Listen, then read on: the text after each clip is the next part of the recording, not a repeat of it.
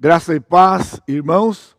Então eu saúdo os irmãos, membros da Igreja Batista Maranata, no quilômetro 11 da rodovia dos Tamoios, bem como aqueles que nos visitam e nos acompanham na nossa escola bíblica dominical, e também aqueles que porventura vão assistir ao longo da semana ou em outro dia qualquer. Saúdo vocês com a graça e a paz do Senhor. Hoje nós estamos na nossa última aula de Romanos, com uma corrida de maratona, né? Maratona ou tipo de uma São Silvestre, que depois de ter corrido lá 13, 15 quilômetros, eu não sei, chegando ali na subida da Brigadeiro Luiz Antônio, aí entra na reta da Avenida Paulista, e aí tem aquele sprint final, né? Aquela arrancada para romper aí a faixa da chegada. É o que vamos fazer hoje pela manhã, para encerrarmos essa nossa exposição, o nosso estudo desta carta tão preciosa que é a carta aos Romanos. Então vamos orar ao nosso Deus. Pai bendito, nós estamos aqui mais uma vez, prontos, com os nossos corações arados, a terra afofada, para que o Senhor coloque a semente da Tua palavra e ela venha germinar nos nossos corações e trazer frutos para a glória do Teu nome. Que o Teu Santo Espírito seja o nosso ensinador e nós te bendizemos no santo nome de Jesus, nosso Salvador. Amém, Senhor. Amém. Então, nós vamos começar hoje, de onde nós terminamos semana passada. Era para ter terminado o capítulo 11, nós nem terminamos o capítulo 10. Eu tenho aqui alguns slides para encerrar aquela parte doutrinária, começando com esta parte aqui, no versículo 10. Capítulo 10, de 14 a 21, que é o poder da pregação na efetivação da eleição. Então, os irmãos estão descobrindo, e eu quero enfatizar, a razão por que este livro não tem sido tão explorado quanto deveria, e ele ser tão precioso e rico como ele é na vida do povo de Deus, na vida do crente, na vida da igreja, né? Por conta deste conteúdo. E a minha reflexão com você é: pense no que era o livro de Romanos para você antes desta série de 12 aulas da escola dominical. O livro de Romanos tem sido resumido a uma trilha chamada Trilha de Romanos, e você vai entender agora no início da aula o porquê que existem essas trilhas na Bíblia, como a trilha de João, aqui a trilha de Romanos, basicamente é Romanos 3:23, 6:23, 5:8, 10:9 e 10:13. Passando pelo 3:10, de forma que é feito uma trilha mostrando a condição do homem, e depois então o salário do pecado é a morte, mas o dom gratuito de Deus é a vida eterna. Cristo tem amor para conosco no capítulo 5, e então, se você confessar com a sua boca, você vai ser salvo, todo aquele que invocar o nome do Senhor será salvo. Aí você então pergunta para a pessoa: você entendeu? Você gostaria de se entregar para Jesus, de aceitar Jesus? E então, se a pessoa faz uma decisão, vai para o relatório. E é o que nós vamos ver aqui. Né? Sobrou o quê? O grande capítulo 12, aquela partezinha lá, né? Rogo-vos, pois, irmãos, nós vamos ver aqui, e ali há um grande desafio da vida cristã. Sobrou o capítulo 8, ou era o capítulo 8, o grande capítulo de que ninguém nos separará do amor de Deus, talvez mais até pela música, né? Que ficou tão conhecida entre nós, nada nos separará. E o capítulo 6, que fala da santificação e a identificação com o batismo. Agora nós vimos aqui, né, eu tenho aqui no meu computador, nós vamos ter visto ao final da aula de hoje 400 slides, né, carregado de informações para os irmãos, e isto ainda é um pincelar, né? Nós já temos digitado hoje a primeira aula. A primeira aula vai dar mais ou menos cerca de 40, 50 páginas de livro, do livro que eu mencionei para vocês, por isso não fiquem frustrados por a gente não ter ido com tanto detalhe aqui no final, porque no livro você vai ter detalhes como teve dessa primeira parte, que é a parte doutrinária. Então, o que é então esse poder da pregação? Eu vou ler o texto à medida que eu for avançando aqui. Então veja, 10, 14 a 21 é um ponto crucial do livro de Romanos com respeito à eleição, porque há essa controvérsia, a eleição versus pregação, né? E é uma parte preciosa da carta, e como muitas partes, eu deixei claro para vocês lá hoje, mostrando o que sobrou, ou o que você tinha do livro de Romanos antes de ser estudado com essas minúcias, é uma parte muito negligenciada, né? Então veja, desde Calvino, foi assim que eu terminei a aula passada, desde Calvino, lá no século XVI, por época da Reforma, tem se levantado uma controvérsia quanto ao valor da pregação. Há uma conclusão infeliz de que a doutrina da eleição invalidaria, essa era a controvérsia, e hoje há pessoas que ainda batem nessa tecla de que a eleição invalida a pregação. Ou seja, se Deus já escolheu e o homem não tem poder de decidir, ele não tem o livre-arbítrio, por que pregar? E eu repito, essa é uma pergunta, uma reflexão infeliz. Pastores e teólogos da linha arminiana, ou seja, aqueles que acreditam que o homem tem livre-arbítrio e ele pode então escolher ou rejeitar, ele que escolhe ou rejeita o Senhor, né? Eles têm dados históricos, eles levantam isto sempre e batem nessa tecla, né? Todas essas igrejas ligadas com a reforma hoje, né? Eles batem nessa tecla de que, depois de Calvino, as igrejas que tinham seguido os princípios de Calvino com respeito à eleição, aqueles 5 pontos famosos de Calvino, né? Então, muitas delas morreram, né? E os arminianos têm aquela pregação com a persuasão, acreditando que então o homem vai escolher ou rejeitar, vai aceitar ou rejeitar, é toda uma persuasão. E isto eles estão dizendo então que aquela tragédia após Calvino, das igrejas morrendo porque eles não pregavam mais o evangelho com tanta veemência, ao passo que as igrejas que tinham um pensamento do livre-arbítrio continuavam pregando e persuadindo e as pessoas se convertendo.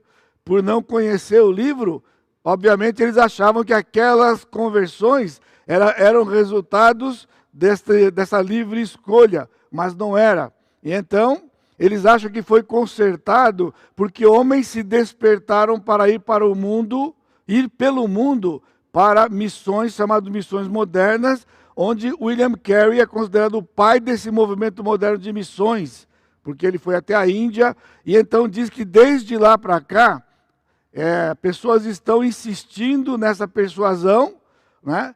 Porque o homem tem esse poder de decidir. Porém, a coisa mais complicada foi no século XIX, para ligar até onde estamos hoje, quando Charles Finney, 1824 a 1860, este pastor, como resultado do liberalismo crescente naquela época, ele trouxe uma mudança de paradigma. Veja só, a troca da ênfase da doutrina, ou seja, o conteúdo, para a tarefa, que era salvar pessoas.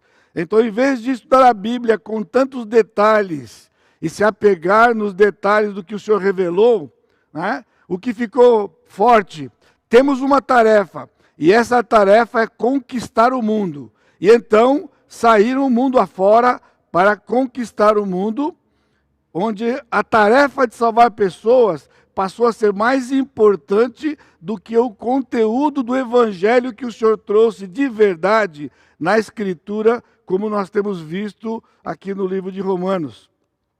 Então, uma abordagem nas cruzadas do reavivamento americano lá do século de 1800, né, do século XIX, né, Foi feito, isso é histórico também.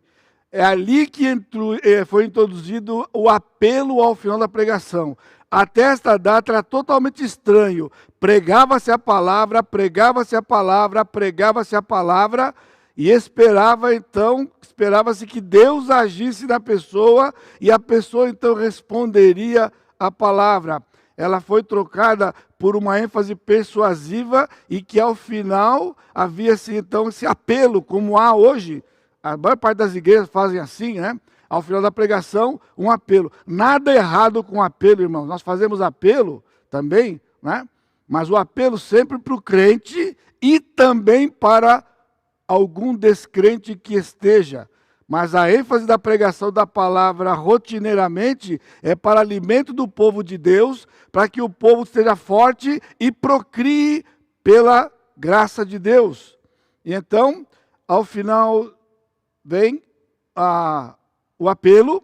Esses apelos, né, eram feitos porque tinha essa convicção de que o homem tinha o livre-arbítrio. E nas últimas décadas, para piorar a questão, há uma ênfase de que fazer missões é todo um empenho para antecipar a volta de Jesus. Ó, amados, isso aqui, se for levar a ferro e fogo, isso aqui é um tipo de blasfêmia. Porque veja, como seria possível? Será que é possível anteciparmos a volta do Senhor? Irmãos, a volta de Jesus está marcada pelo Pai. Jesus disse em Mateus 24:36, ninguém sabe aquele dia e hora, nem mesmo o Filho sabia, nem mesmo Jesus na sua humilhação sabia o dia que ele viria. Ele disse, está com o Pai, esse dia está marcado. Como tudo que Deus fez, é um plano perfeito que não tem plano B, e Deus está executando o seu plano passo a passo, e a volta de Jesus está marcada. Não há como antecipar. A propósito, esta é uma convicção infundada, não tem base na Escritura, de que Cristo vai voltar quando o Evangelho for pregado no mundo inteiro. Se Cristo fosse voltar quando o Evangelho fosse pregado no mundo inteiro, Cristo teria voltado na década de 60, ainda no primeiro século, com o apóstolo Paulo vivo, inclusive. E Pedro também, e João também. Porque em Colossenses, e aqui neste livro de Romanos, está dito que o Evangelho já tinha sido pregado no mundo inteiro por aqueles dias, e Cristo não veio. Porque o evangelho que vai ser pregado no mundo inteiro em Mateus 24 é o evangelho do reino. O evangelho do reino não é o evangelho que nós pregamos hoje. Nós não pregamos hoje que o reino está chegando. Nós pregamos que Cristo morreu, foi sepultado e ressuscitou ao terceiro dia. Sim, Ele vai voltar para nos buscar. Então, quando este evangelho do reino for pregado, então Cristo volta, porque esse evangelho vai ser pregado na tribulação em 7 anos. 7 anos, aguarde isso, 7 anos, de fato o mundo inteiro ouvirá a pregação do Senhor Jesus Cristo, porque hoje, mais da metade do mundo, com todo esforço, mais da metade do mundo nem sequer sabe que ele existiu. Então, nessa batida aqui, irmãos, Cristo não volta nunca. Nunca ele vai voltar, se fosse baseado nisto aqui. Mas veja o que Paulo faz aqui. Sempre, desde que esse livro foi escrito, a fé vem pela pregação e a pregação pela palavra de Deus. Não pode haver conflito entre eleição e pregação, porque no livro que Paulo esmiuça a eleição, ele defende a pregação. Ele diz, justamente no finalzinho, ironicamente, do versículo 13 do capítulo 10, e todo aquele que invocar o nome do Senhor será salvo. Agora veja o 14. Como, porém, invocarão aquele em quem não creram? E como crerão naquele de que nada ouviram? E como ouvirão se não há quem pregue? E como pregarão se não forem enviados? Versículo 16. Mas nem todos obedeceram ao evangelho.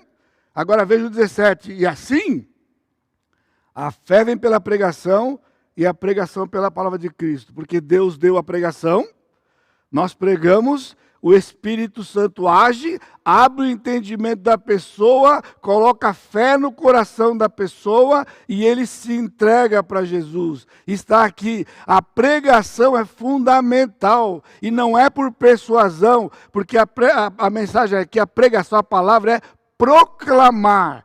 O arauto vem e proclama, o arauto não pergunta nada, o arauto não quer resposta, o arauto grita, o inimigo está vindo, esse era o papel do arauto, lá de cima do muro, o inimigo está vindo, o inimigo está vindo. E então o povo respondia com a sua atitude de se proteger, ou então de se armar e esperar o inimigo chegar. Isso é proclamação, querusso é proclamar. Proclamemos a verdade, porque através da proclamação, o eleito vai ouvir, o não eleito vai ouvir também, o não eleito vai rejeitar, porque todos rejeitam, nós estamos vendo, e o eleito vai ser aberto os seus olhos, e ele vai se entregar. Por isso não podemos tirar a pregação, e a pregação da verdade da palavra de Deus não mata a igreja. Faz com que a igreja seja vibrante. Nós temos feito isso aqui. Não somos uma mega igreja, mas nós não morremos desde a fundação deste lugar, desse testemunho que foi colocado nessa cidade. A igreja não morreu. A igreja cresceu no passo de Deus, no tempo de Deus, com a palavra de Deus, pela soberania de Deus, tudo de Deus e nada a ver com os homens. Veja aqui no versículo 18, 21. Paulo cita agora passagens do Velho Testamento, falando da mesma proclamação que os profetas faziam, e Israel rejeitou. Por isso, chegamos no capítulo 11. No versículo 1a, ele diz: pergunto, pois, terá Deus porventura rejeitado o seu povo? Seria possível Deus rejeitar o seu povo? Paulo está defendendo aqui que Deus nunca rejeita o seu povo. Entende? Deus não rejeita um homem. Deus não rejeita um pecador. Você não entendeu ainda? O pecador rejeitou o Senhor. Então o Senhor escolheu um povo. O pecador rejeitou o Senhor, então o Senhor escolheu um povo. E esse povo que o Senhor escolheu, ele jamais vai perder um sequer. E é o que ele está colocando aqui. A resposta do apóstolo Paulo é contundente em dois aspectos. Veja no 1b. De modo nenhum, porque eu também sou israelita. Ele diz, pessoas, vocês não estão entendendo? Eu sou judeu. Eu sou convertido, salvo pela graça no Senhor Jesus Cristo. Logo, o Senhor não perdeu o seu povo. Paulo descobriu que ele era povo de Deus. E Deus continuava salvando o seu povo. E ele disse, Deus não rejeitou o seu povo. Agora guarde, está escrito aqui, eu digo para vocês de novo, não fui eu que escrevi isso aqui. Eu jamais teria capacidade de inventar um negócio desse. Olha o que está aqui. Deus não rejeitou o seu povo. Quem é o seu povo? A quem de antemão conheceu. E esta palavra está aqui de novo, prognosco. Ele conheceu o povo que ele elegeu. É a mesma palavra de 8:29, quando ele diz predestinados. Predestinados é a mesma palavra de 1 Pedro 1:2, que eu já disse que foi, infelizmente, traduzido presciência. Porque não é um conhecimento intelectual prévio. É um conhecimento soberano de experiência, de conhecer, transformar, amar e trazer. E nos versos 4 a 10, Paulo cita vários textos do Velho Testamento que lhes disse, porém, a resposta divina. Porque Elias reclamou, Senhor, mataram os profetas, e só eu, coitadinho, fiquei aqui. Agora Jezabel quer me matar. Você sabe que a Jeza era terrível, não tenho tempo de falar sobre a Jeza hoje, mas você já sabe. Jezabel, irmãos, e Elias estava escondido naquela caverna. Qual foi a resposta divina? Reservei para mim 7.000 homens que não dobraram joelho diante de Baal. Ele não falou para Elias 7 pessoas. Ele não disse 7 dezenas, ele não disse 700, ele disse 7.000. Eu reservei, ele disse, eu reservei, está aqui. Eu reservei 7.000 que não se curvaram a Baal. Que diremos, pois, versículo 7, o que Israel busca não conseguiu, mas a eleição o alcançou, e os mais foram endurecidos, como está escrito, Deus lhes deu espírito de entorpecimento. E ele cita Davi, torne-se-lhes a mesa, laço e armadilha. Então, o apóstolo está mostrando aqui com detalhes que todas essas coisas estavam no Velho Testamento. O povo que rejeitou é o ser humano. O povo de Israel, o ser humano, rejeitou. Eu repito, se fosse assim, Jesus tinha morrido em vão. Porque ninguém ia aceitar. Mas o Senhor, então, reservou os seus para que a obra de Jesus tivesse significado, e é o único meio, só há um meio de salvação, que é o Senhor Jesus Cristo. Portanto, de fato, Israel rejeitou o Senhor e trocou por outros deuses, mas Deus conservou os seus. A partir do verso 11, Paulo vai usar a metáfora da oliveira para explicar que a igreja não é algo novo no plano, não é algo distinto, mas era um mistério no Velho Testamento, sim. Havia uma oliveira, essa oliveira era raiz, tronco e ramos. Mas Deus quebrou alguns ramos, Israel, e enxertou uma oliveira brava. A oliveira brava foi enxertada na oliveira original, porque ele quebrou os galhos da oliveira original Israel e enxertou a igreja no tronco. O tronco da oliveira sempre foi o seu povo, os eleitos do velho e agora os eleitos do novo, para formar um povo, porém com 2 povos distintos até o milênio. E depois na eternidade será um povo só. Versículo 20, ele fala da incredulidade. Bem, pela sua incredulidade foram quebrados. Os judeus, os ramos originais, foram quebrados pela incredulidade. Ele diz, tu, porém, mediante a fé estás firme. Agora aqui é a oliveira brava. Tu, porém, e qualquer, mesmo judeu que crer hoje, ele faz parte da igreja neste período e vai para o tronco. Ele diz, versículo 23, eles também, se não permanecerem na incredulidade, serão enxertados. Ou seja, judeus que creem hoje são enxertados novamente na oliveira. E então serão ambos uma oliveira. A boa oliveira, que vai ser Israel e a igreja, como eu disse, até o milênio. Versículos de 11 e 35... Então, aqui entra eu falo que é uma afirmação bombástica, porque é a primeira vez que vai aparecer aqui a eleição, de uma forma diferente, uma eleição nacional. Se você fica pasmado que tem uma eleição individual, então vamos, como diz do popular, vamos engolir essa. Uma eleição nacional, versículo 26. E assim todo Israel será salvo, como está escrito, virá de Sião o libertador. E aqui, Zacarias dá isto com detalhes, capítulos finais, 12, 13 e 14. Ele disse, naquele dia, eles reconhecerão aqueles que eles traspassaram. Porque o versículo anterior diz, eu derramarei sobre eles um espírito de graça. Então eles reconhecerão.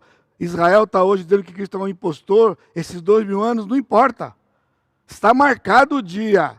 Está marcado o dia quando o Senhor vai derramar. De novo, não vai ser Israel esperto no futuro. Um judeu mais esperto do que os demais. Que vai crer, que vai usar do livre-arbítrio, não. Deus vai derramar o Espírito de graça, vai abrir o entendimento. E todo judeu vivo na tribulação, todo judeu vivo será salvo. E para você pasmar, lê o livro de escatologia para você pasmar. Todo o Egito na época vai ser salvo, toda a Etiópia vai ser salvo e parte da Assíria vai ser salvo. Inimigos de Israel por milênios.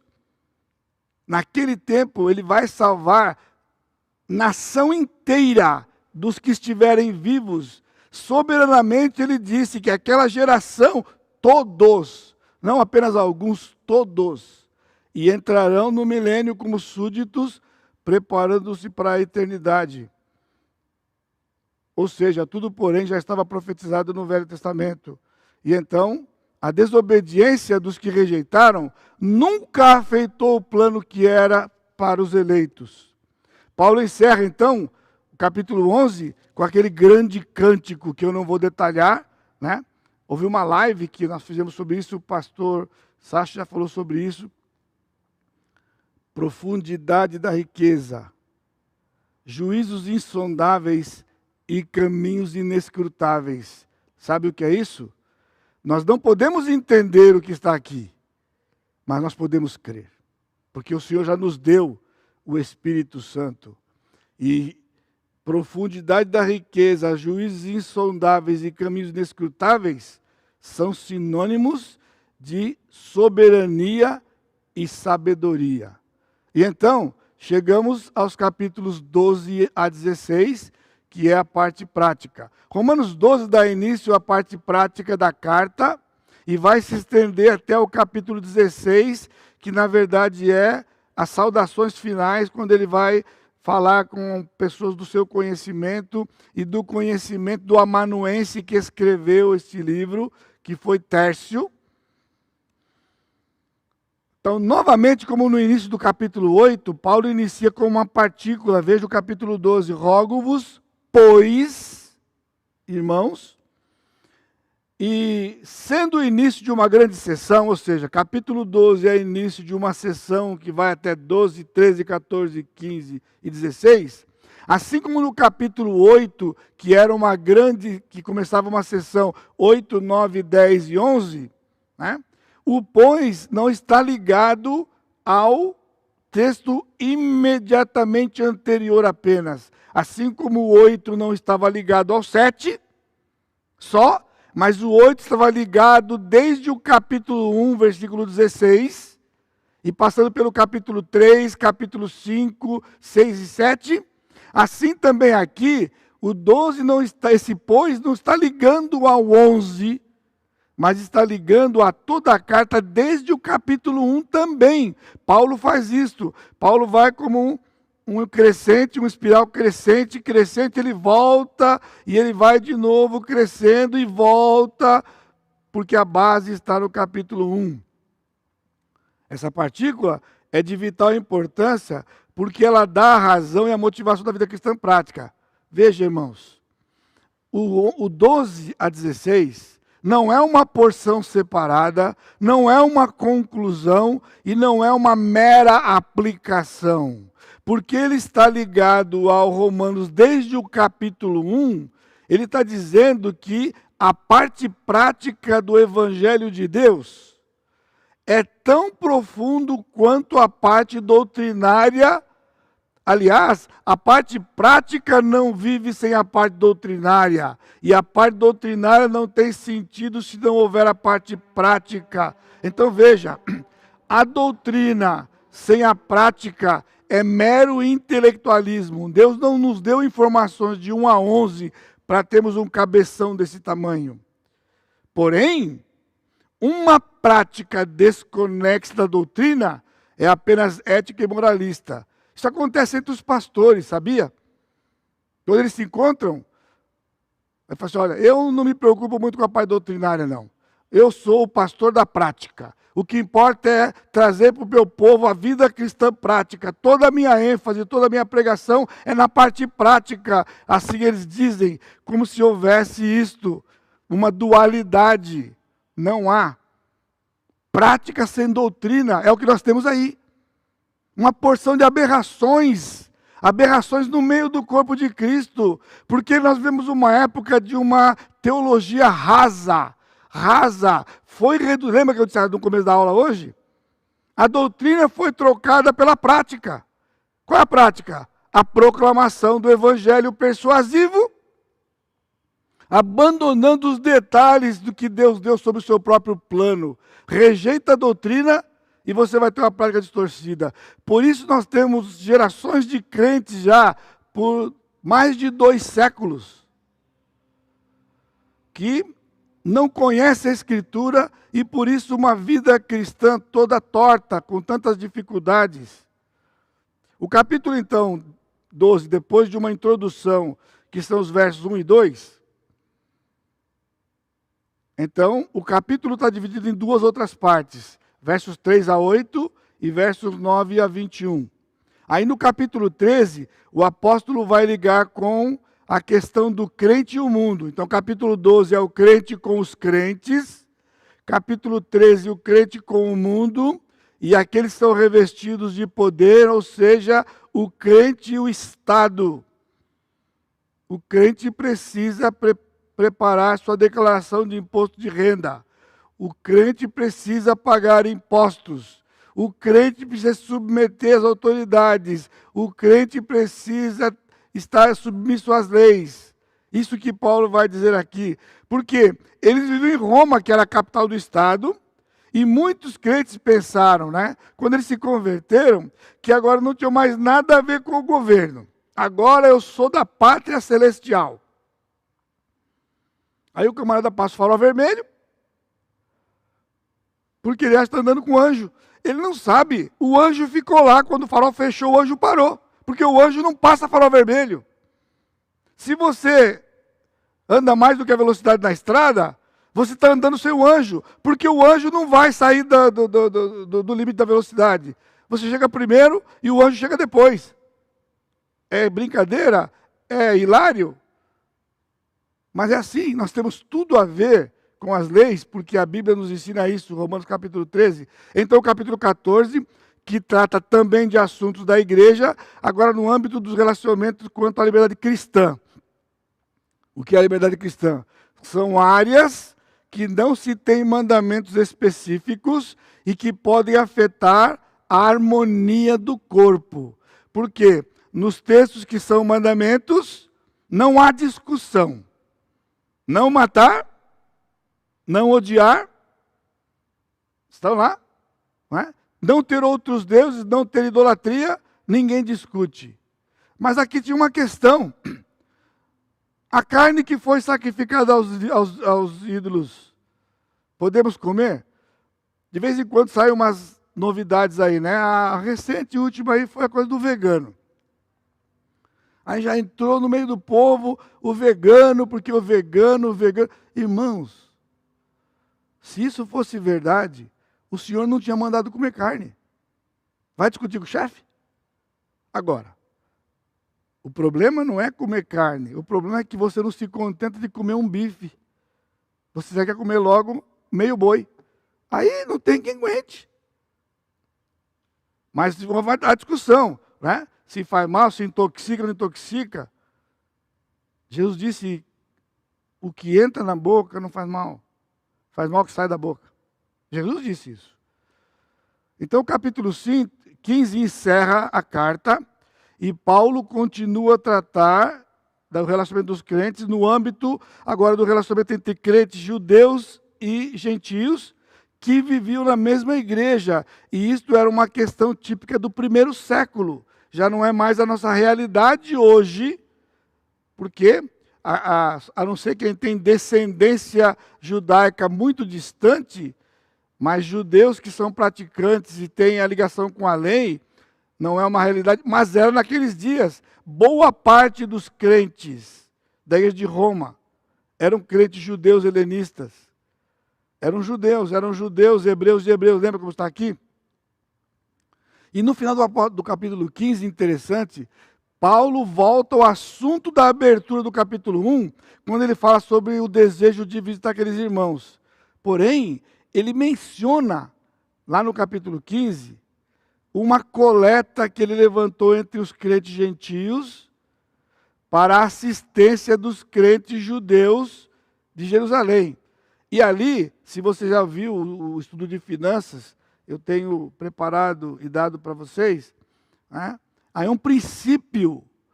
Paulo disse, e vocês têm que fazer de fato assim. É justo que os gentios tenham feito uma coleta para socorrer os crentes que estavam passando necessidade em Jerusalém. Porque ele diz, porque o evangelho veio deles. Esse é o fim do capítulo 15. Então eles nos deram coisas espirituais, através dele veio Jesus, e agora nós damos coisas materiais. E essa é exatamente a base do relacionamento pastores e ovelhas. Nós, pastores, damos para vocês coisas espirituais, pregamos a palavra, conduzimos, aconselhamos, lideramos, e agora a igreja nos sustenta financeiramente para que nós façamos isto. É exatamente daqui. Bens espirituais vão daqui para lá, bens materiais vêm de lá para cá. Por isso o sustento e o cuidado dos pastores, isso é um princípio. Isso não é um capricho, ou mesmo os pastores tendo uma classe que não quer trabalhar para viver recebendo dos outros sem fazer nada. Não é assim. É que nós recebemos para não termos que gastar tempo para ter recurso, porque todo o tempo é dado para vocês terem as coisas espirituais. Então, veja, versículo 1 e 2, que é a introdução. Ele inicia aqui com a partícula pois, não é? Rogo-vos, pois.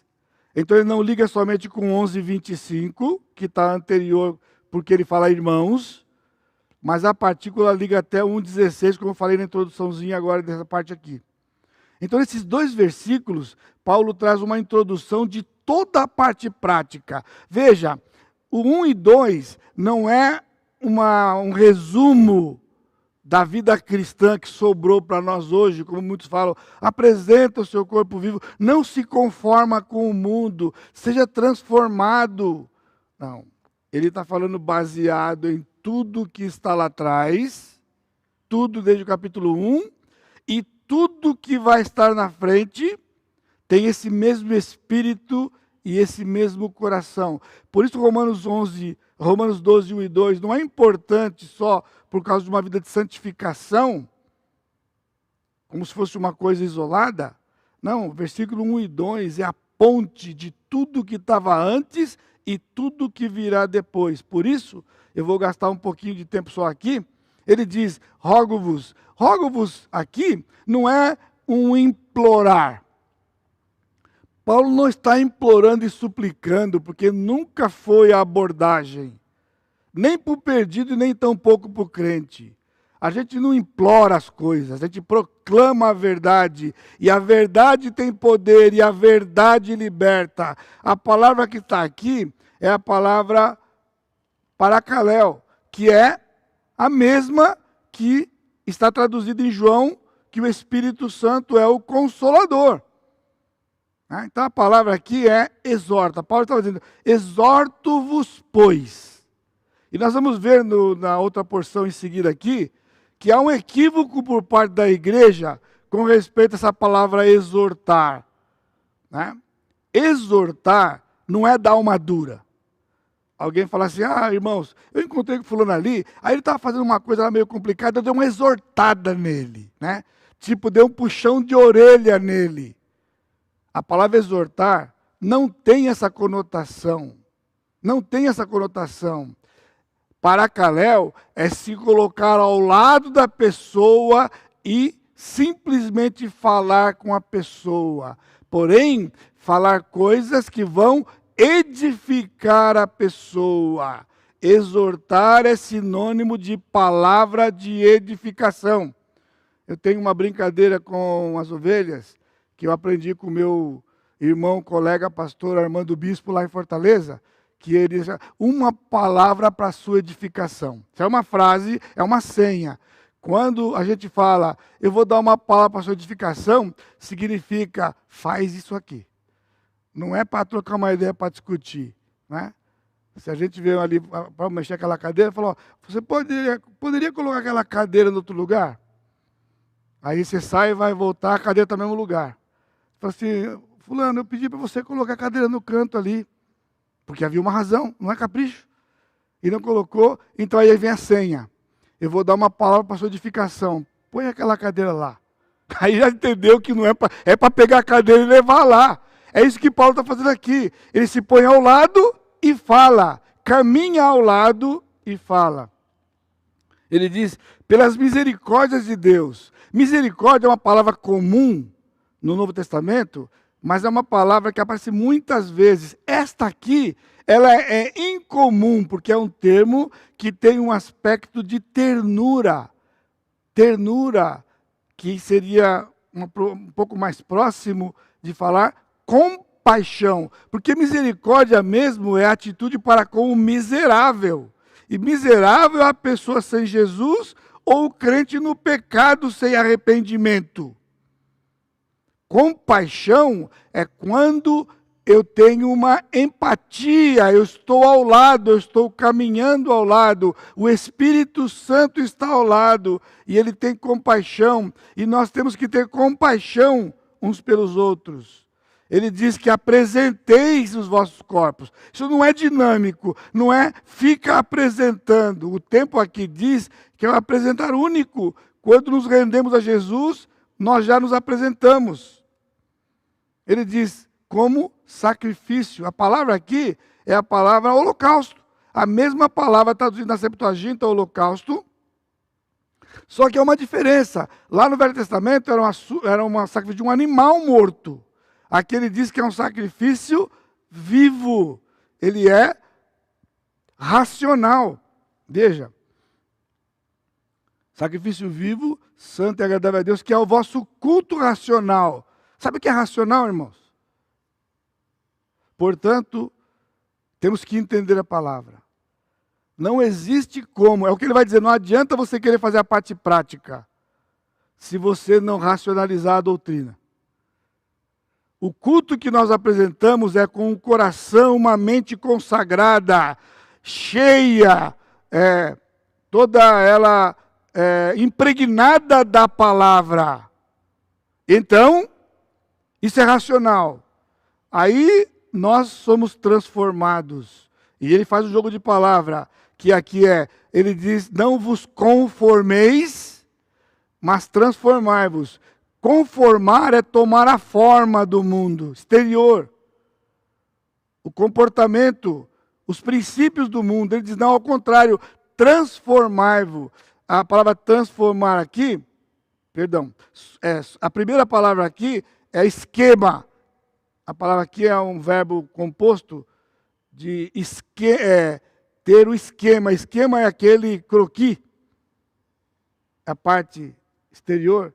E morfos vem de morfologia, que é quando a lagarta vira borboleta, quando o girino vira sapo. Não é uma mudança exterior, é toda uma transformação completa. E experimentar aqui é a palavra para provar. Você examina, você testa a vontade de Deus. Você testa e vê que ela está ligada com a palavra. Então, a tônica desses dois versículos, irmãos, é a palavra de Deus. Olha que ironia. Ele está abrindo a parte prática e ele diz que tudo isso que vai ser dito está ligado com antes, porque é a palavra de Deus. Ele diz, apresenteis os vossos corpos vivos, santo e agradável a Deus, para que experimenteis. Ele diz, para que vocês entrem na vontade de Deus. É como se ele estivesse dizendo, a parte prática é quando você mergulha na palavra. Entra na palavra. A palavra entra. E então uma transformação. E aí nós podemos viver o que ele vai dizer agora, resto do 12, para os crentes, entre os crentes, 13, crente e o mundo e as autoridades, e o capítulo 14, a liberdade cristã. Ele diz que essa vontade é boa, agradável, é a mesma palavra que ele usou antes para falar do holocausto. Aquele cheiro de aroma suave era agradável ao Senhor. E ele diz que que a vontade de Deus é boa, agradável e perfeita. A palavra de Deus tem o mesmo efeito do holocausto para Deus, e aqui ela é completa. Essa é a palavra, quando ele fala perfeita, é completa. Essa palavra teleon aqui é especial, porque em 1 Coríntios ela fala sobre os dons, e infelizmente porque se abandona a doutrina, não entendeu ainda que ele está falando que ele levou 1.500 anos para escrever a Escritura, e Apocalipse completou. Teleon é algo que passou por um processo e atingiu maturidade. É a palavra maduro, completo e nada faltando. Ele não está falando de ser perfeito moralmente, mas perfeito de um processo que chegou ao fim. Tudo o que precisamos saber está no livro. Nada fora do livro. Não precisamos de nada fora do livro. Nada, nada versus nada. Essa é uma tônica do aconselhamento bíblico. Tudo está na palavra. Mas se não conhecemos a palavra, então o que vai acontecer na parte prática? Vamos sofrer. Vamos deixar de ser abençoados. Então, nessa primeira parte, Paulo trata do crente com relação à igreja, e ele faz 2 sessões. 3 a 8, nós temos um paralelo com 1 Coríntios 12 e Efésios 4, porque ele trata dos dons. Ele diz aqui, porque pela graça que me foi dada, digo a cada um dentre vós, que não penseis de si além do que convém. Aí ele diz, assim como num só corpo temos muitos membros, mas nem todos os membros têm a mesma função, assim também nós, conquanto muitos, somos um só corpo em Cristo. Irmãos, não tem como ser corpo em Cristo sem saber essas coisas. Paulo não ia deixar fora isso aqui. Não ia deixar fora do Evangelho de Deus. Nós somos membros de um corpo e somos diferentes porque temos funções diferentes. Então, Paulo está dizendo aqui, ele está dando uma outra lista. É uma das listas do Novo Testamento dos dons. Porque o crente precisa saber qual é o seu papel no corpo. Não tem como exercer um papel que eu não sei qual é ou qual seja. Servir é a nossa obrigação. Porque somos servos de Deus. Mas servir onde, como e fazendo o quê? Nós precisamos aprender. Então Paulo diz, versículo 7, se ministério, dediquemo-nos ao ministério. Olha que interessante, a palavra ministério é diaconia. Aguarde, meus amados irmãos, em setembro nós vamos ter 2 aulas de escola dominical sobre diaconia. Pastor Sacha está preparando para que nós tenhamos eleições de diáconos aqui na igreja, e então a igreja precisa ser relembrada sobre o que é o diaconato, o que é ser diácono, e aqui o apóstolo Paulo está dizendo que é um dom. Ele diz, se ministério ou se diaconia, ele diz, dediquemo-nos à diaconia. Diáconos são homens e mulheres dedicados, crentes são dedicados em servir uns aos outros. Então, ministério aqui, pessoal, não dá status. É servir, é diaconar, que está aqui. Ele diz, o que contribui, ele fala sobre ensinar, aqui, esmere-se, aqueles que têm o papel de ensino na igreja, quem é? Você sabe? Se Deus deu para você ensinar, então é sério, porque para ensinar você tem que se esmerar nisso. Saber o que ensinar, você tem que ter uma base, você tem que amadurecer e então poder ensinar. Ele fala o que exorta, faça-o com liberalidade, o que contribui. Interessante que há um dom de contribuição.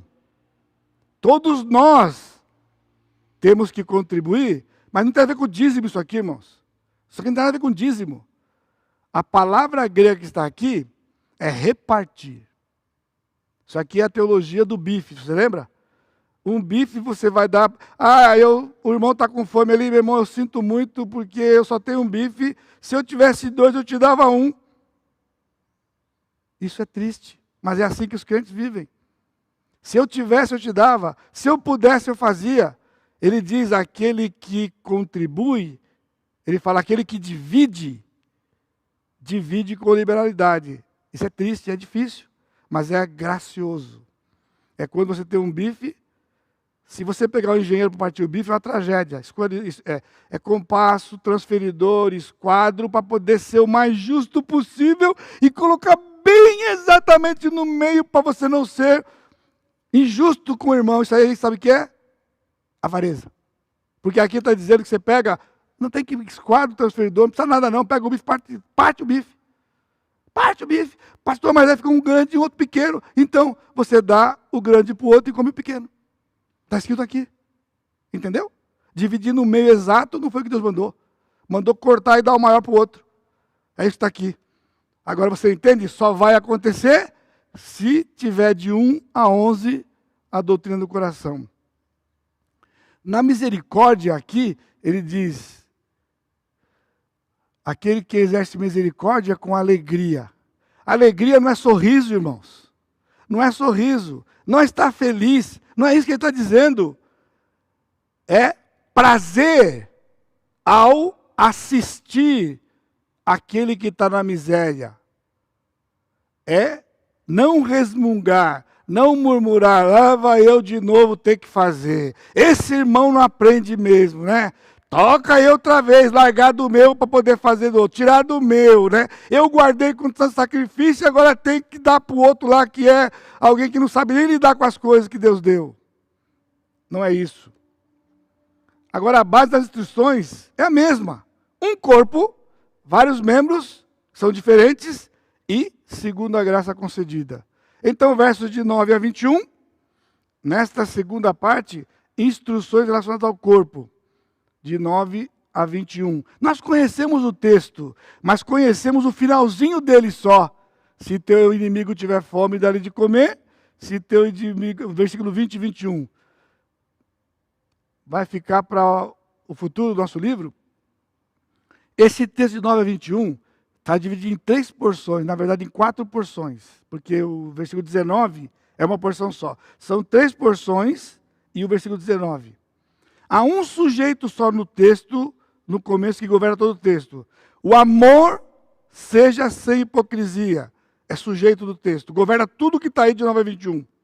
Porém, nós temos 2 outros sujeitos no versículo 10 e 11, mas ele é um sujeito gramaticalmente aqui diferente, que não dá para explicar agora. Mas ele diz aqui, amai-vos cordialmente. Isso não é imperativo. Não é verbo. É sujeito. Sujeito. Poderia ser traduzido amantes. Amantes. E no versículo 11, no zelo não sejais remissos. Não ser indolente.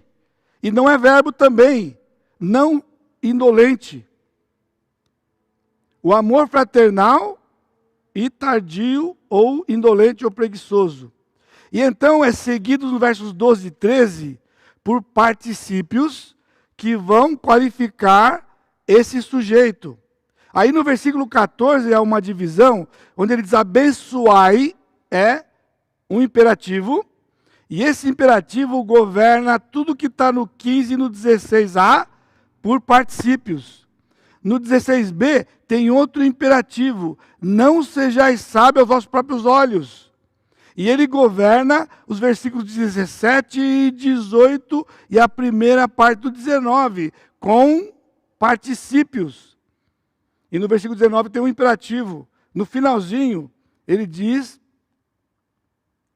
dai lugar à ira. Aqui é o imperativo. Agora, ira aqui não é o temperamento. Ira aqui é sinônimo do Senhor.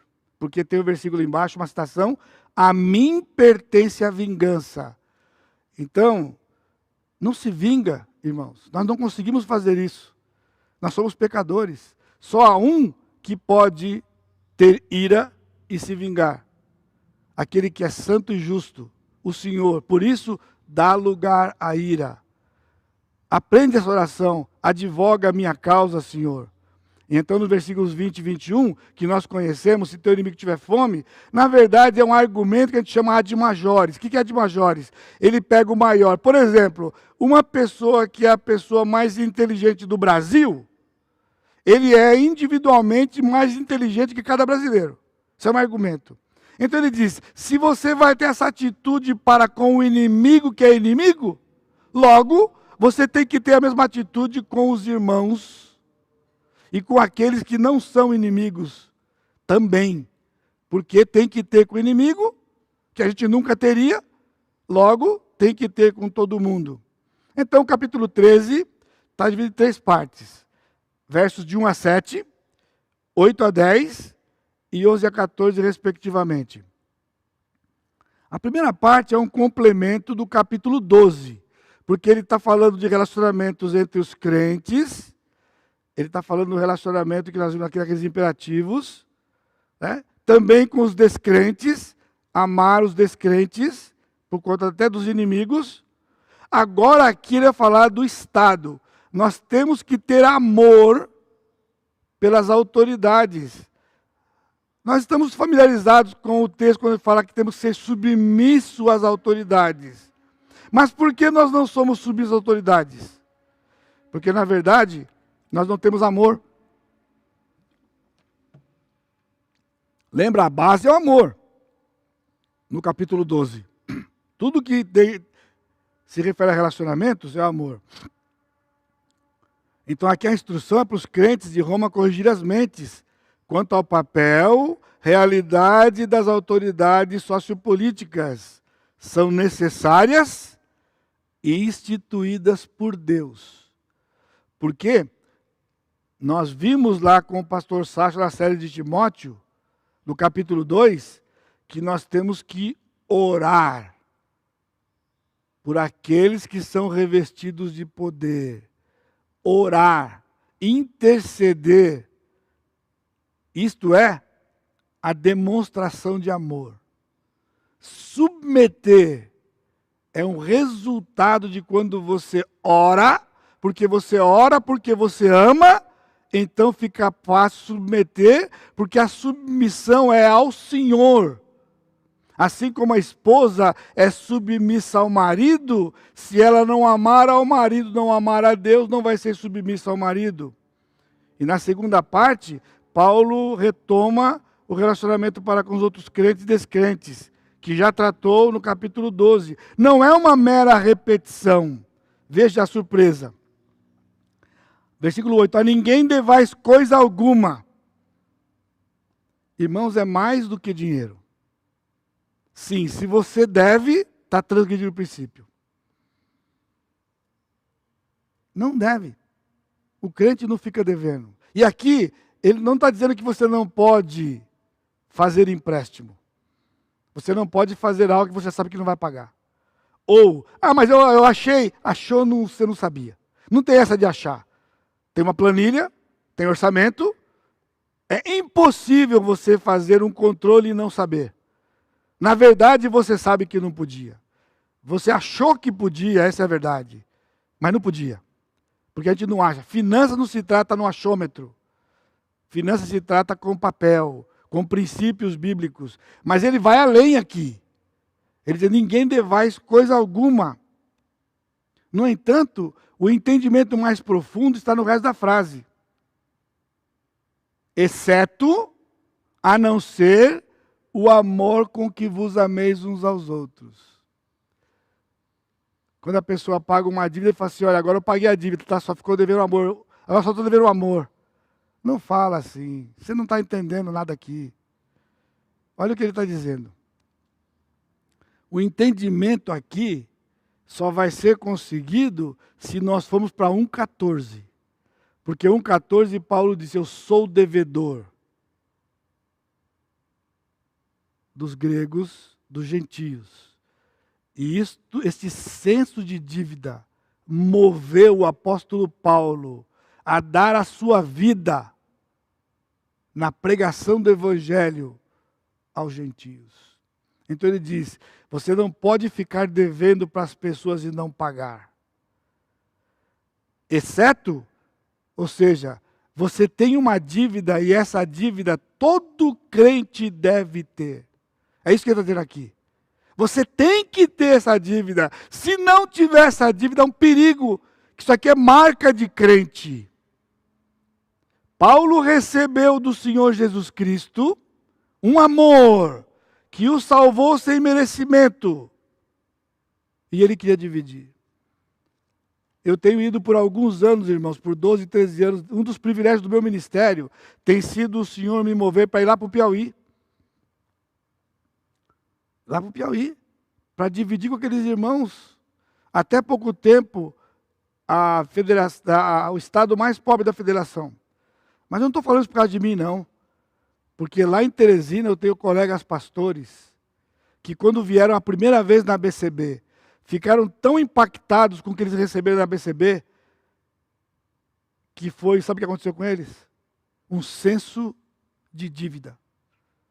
Eles disseram, nós não podemos guardar para nós isso aqui. Nós temos que voltar para o Piauí e dividir com aqueles pastores que jamais poderão estar aqui. Sabe o que fizeram? Levaram a conferência para o Piauí. E eles trazem pastores daqueles povoados, daquelas cidadezinhas pequenas, líderes, para serem treinados, quase 400, com toda dificuldade, crentes abrindo suas casas para receber aqueles irmãos que vêm para serem treinados. Sabe por quê? São devedores. Eu espero que você entenda isso. Nós somos devedores, irmãos. E você não pode descansar enquanto não pagar a dívida. Sabe o detalhe? Nesta vida, esta dívida você nunca vai pagar. Vai ficar pagando todo dia. Isso é bíblico. E é o que ele está dizendo aqui. Nesse ritmo a gente não vai terminar, né? Já está acabando aqui. Tem mais um segundinho. Em outras palavras, há uma dívida legítima, real, inquestionável. No versículo 11 a 14, nós temos a outra parte, né? E isto digo a vós outros que conheceis o tempo, que já é hora. Aqui é um princípio a mais. O que ele está dizendo assim, ó. Além disso tem mais coisa. É isso que ele diz aqui. Além disso tem mais coisa. Ele completa o assunto dos relacionamentos anteriores, que foi introduzido no verso 1 e 2 do capítulo 12. Agora aqui tem um assunto maior, que está resolvido aqui. Ele fala que a volta, chegando o dia. A nossa expectativa é essa, a urgência, porque o arrebatamento é hoje. Portanto, não planeje pagar sua dívida amanhã. O amanhã terá os seus próprios cuidados. Paulo coloca nos nossos olhos a nossa realidade espiritual. Nós fomos unidos a Cristo. Nós somos peregrinos nesta terra. Mas, infelizmente, os crentes têm uma mansão aqui na terra. Porque a ideia é ter tenda. É algo provisório. O que eles tiveram no deserto. Eram peregrinos do deserto. Porque a pátria era Jerusalém, era a Palestina. Nós vivemos assim.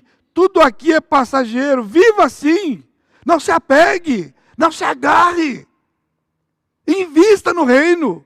Invista na igreja. Invista em pessoas. É passageiro. O dia está chegando. Somos do dia da luz. Vivamos como cidadãos daquela pátria e não desta. A nossa disposição e luta é para nos revestirmos do Senhor e nada dispor para a carne. É o que ele diz aqui. Vai alta noite, versículo 12. Andemos dignamente, como em pleno dia. Ele diz, mas revestimos do Senhor Jesus Cristo, 14, e nada disponhais para a carne. E então, no capítulo 14, a liberdade cristã. É a segunda parte, que vai do 12 a 16, então capítulo 14, ele vai trazer assuntos que não há princípios claros, nem no Velho, nem no Novo. Ele fala de comida, ou seja, agora eu quero usar uma ilustração para os irmãos aqui.